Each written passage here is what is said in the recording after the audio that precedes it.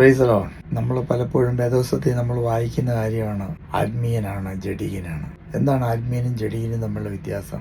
ആത്മീയന്റെ വ്യത്യാസം എന്ന് പറയുന്നത് അവൻ ആത്മാവിനാൽ നയിക്കപ്പെടുന്നവനാണ്. വീണ്ടും ജനിച്ച് പരിശുദ്ധാത്മാവിൽ നിറഞ്ഞ് ജീവിക്കുമ്പോൾ അനുദിന ജീവിതത്തിൽ കർത്താവിനോട് ചോദിച്ച് കർത്താവിനോട് ആലോചനകളൊക്കെ കേട്ട് അനുസരിച്ച് ആ പരിശുദ്ധാത്മാവിന്റെ ഹിതത്തിനനുസരിച്ച് നടക്കുന്നവനെ വേദോസം ആത്മീയൻ എന്ന് പറയുന്നത്. അവന് സ്വന്തമായ ഇച്ഛകളൊന്നുമില്ല. കർത്താവ് വടക്കോട്ടെന്ന് പറഞ്ഞാൽ വടക്കോട്ട് പോവും, നേരെ പോകുമ്പോൾ നേരെ പോവും, തെക്കോട്ടെങ്കിൽ തെക്കോട്ട്. യേശു എന്ത് പറയുന്നു, പരിശുദ്ധാത്മാവ് എന്ത് പറയുന്നു, അതാണ് അവൻ്റെ വിഷയം.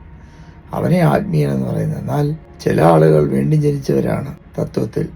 പക്ഷേ അവരുടെ ഉള്ളിൽ പരിശുദ്ധാത്മാവ് ഉണ്ടെങ്കിലും ആ പരിശുദ്ധാത്മാവിന് അവര് യാതൊരു പ്രാമുഖ്യവും കൽപ്പിക്കുന്നില്ല.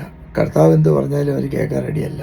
അവരുടെ ജീവിതത്തിൽ അവർ ജീവിതം കർത്താവിന് കൊടുത്തു, അതൊക്കെ ശരിയാണ്. ചർച്ചിൽ പോകുന്നുണ്ട്, സ്നാനപ്പെട്ടതാണ്, ചിലപ്പോൾ കർത്താവിൻ്റെ വിലയൊക്കെ ചെയ്യുന്നുണ്ട്, നല്ലപോലെ കാശ് കൊടുക്കും. പക്ഷേ ഒരു പ്രശ്നം മാത്രം, അവർ ഒരിക്കലും കർത്താവിൻ്റെ ഹിതത്തിന് വേണ്ടി നിൽക്കാറില്ല.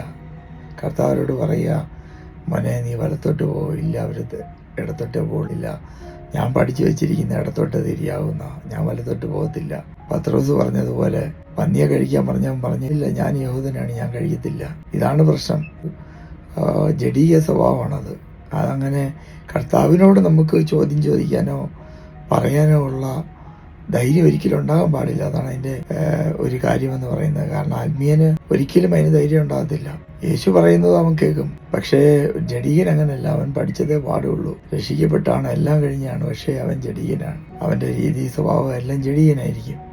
അപ്പം എന്താ സംഭവിക്കാന്ന് വെച്ചാൽ, ജഡീകന്റെ കാര്യം എന്ന് പറഞ്ഞാൽ ഈ കയ്യാലപ്പുറത്തെ തേങ്ങ ഇരിക്കുന്നതല്ല. സ്വർഗത്തിലാണോ നരകത്തിലോട്ടാണോ എന്ന് നമുക്ക് ക്ലിയർ ആയിട്ട് പറയാനായിട്ട് ഒരു വഴിയില്ല. എങ്ങോട്ട് വേണേലും വീഴാം. ഈ ജഡികനെ കർത്താവ് ജഡത്തിൽ കഷ്ടമൊക്കെ അനുഭവിപ്പിച്ച് എടുത്തില്ലെങ്കിൽ ചിലപ്പോൾ നരകത്തിലോട്ടായിരിക്കും പോകുന്നത്. എന്നാൽ ശരീരത്തിൽ ക്ലേശവും കഷ്ടമൊക്കെ കൊടുത്ത് പോട്ടെ ഇവനെ അങ്ങ് എടുത്തേക്കാമെന്ന് ദൈവത്തിനൊരു സ്നേഹം തോന്നിയാൽ രക്ഷപ്പെട്ടു. കിടന്ന് ജഡത്തിൽ കുറെ കഷ്ടപ്പെട്ട് സാത്താനാൽ പീഡിപ്പിക്കപ്പെട്ട് ഒരുപാട് അനുഭവിച്ച ശേഷം ചിലപ്പോൾ അങ്ങ് നിത്യതയിലേക്ക് അവരെടുക്കപ്പെടാൻ സാധ്യതയുണ്ട്. എന്നാൽ ഈ കഷ്ടമൊന്നും വരുന്നില്ല. പിന്നെയും ജഡികനാണെങ്കിൽ സത്യത്തിൽ നിത്യതയിൽ പോകുമോ എനിക്കറിയത്തില്ല. ഞാൻ വിധിക്കാൻ ആരുമല്ലല്ലോ. പക്ഷേ സത്യത്തിൽ സാധ്യത കുറവാണ് എന്നുള്ളതാണ് എൻ്റെ ഒരു ചിന്ത. നമ്മൾ വീണ്ടും ജനിച്ചവരായിരിക്കാം, നമ്മൾ പരിശുദ്ധാത്മാവിൽ നിറഞ്ഞവരായിരിക്കാം, അന്യഭാഷ സംസാരിക്കുന്നവരായിരിക്കാം, നമ്മൾ സ്ഥാനപ്പെട്ടവരായിരിക്കാം. പക്ഷേ നമ്മൾ ജഡികനാണോ ആത്മീയനാണോ എന്ന് നമ്മൾ ചിന്തിക്കണം. ഇതെല്ലാം കഴിഞ്ഞിട്ട് അവസാനം നിത്യത നഷ്ടപ്പെടാൻ ഇടയാകല്ലേ. കോടിക്കണക്കിന് രൂപ ദൈവത്തിന് കൊടുത്തു എന്നും പറഞ്ഞിട്ട് കാര്യമില്ല. നമ്മുടെ ഉള്ളിലുള്ള പരിശുദ്ധാത്മാവിനെ നമ്മൾ കൃത്യമായി അനുസരിക്കുന്നുണ്ടോ, ദൈവവചനം അനുസരിക്കുന്നുണ്ടോ എന്നുള്ളതാണ് നമ്മുടെ ഏറ്റവും വലിയ വിഷയം. യേശു ദൈവവചനത്തിൽ എഴുതിയിരിക്കുന്ന അതേപടി തൻ്റെ ജീവിതത്തിൽ നിറവേറ്റാൻ പരിശ്രമിച്ചുകൊണ്ടേയിരുന്നു. അവൻ അധാർമികരോട് എണ്ണപ്പെട്ടു എന്ന് അറിയാം. അത് എഴുതപ്പെട്ടിരിക്കുന്നതുകൊണ്ട് മാത്രം ശിഷ്യന്മാരോട് പറഞ്ഞ് വാള് എടുത്തോളം പറഞ്ഞു. അപ്പം ഓരോ വചനവും തൻ്റെ ജീവിതത്തിൽ ഫുൾഫിൽ ചെയ്യപ്പെടാമെന്ന് കർത്താവ് ആഗ്രഹിച്ചു. എങ്ങനെ പരിശുദ്ധാത്മാവ് തന്നെ നടത്തിയോ അതുപോലെ തന്നെ താൻ പോകാനിടയായി.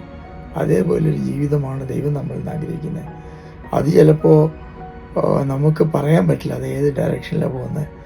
പക്ഷേ ദൈവം പറയുന്ന രീതിയിൽ പോയാൽ തീർച്ചയായിട്ടും നമുക്ക് കഷ്ടങ്ങളുണ്ടാകാം, പീഡനങ്ങളുണ്ടാകാം.